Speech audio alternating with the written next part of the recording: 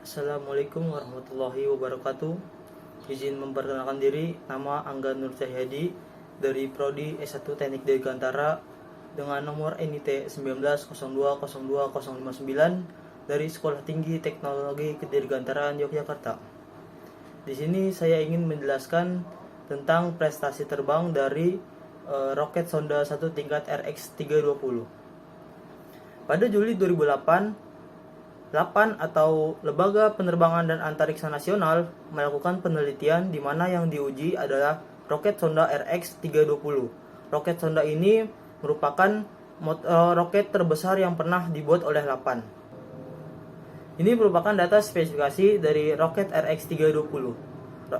Roket RX-320 memiliki panjang 4,755 meter dengan berat 598 kg dan memiliki berat 254 kg dengan diameter luar roket yaitu 320 mm dan memiliki gaya dorong roket sebesar 3.500 kg force dan waktu pembakaran roket yaitu 13 detik dan jenis propelan yang digunakan pada roket RX-320 yaitu HTPB atau hidroksi terminate polybutadiene dan sudut elevasinya yaitu 50 derajat hingga 80 derajat.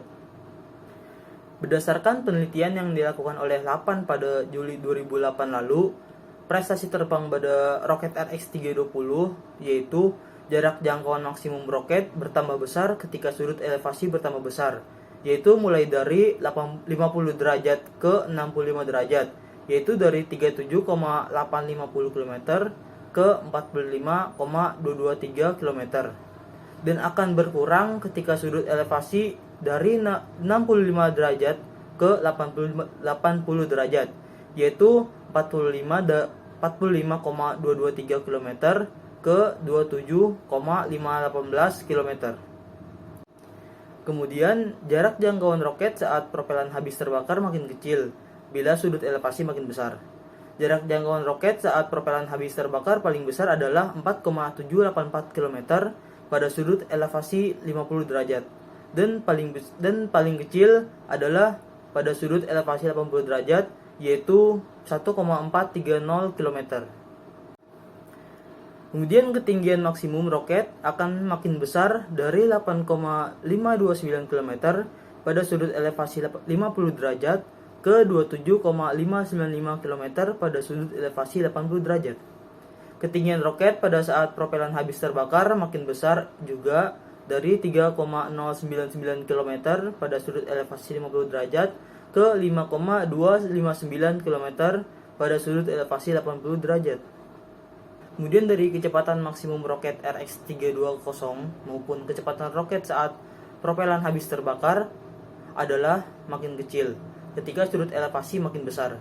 Kecepatan maksimum maupun kecepatan roket saat propelan habis terbakar paling besar adalah 2,531 Mach pada sudut elevasi 50 derajat hingga 2,462 Mach pada sudut elevasi 80 derajat.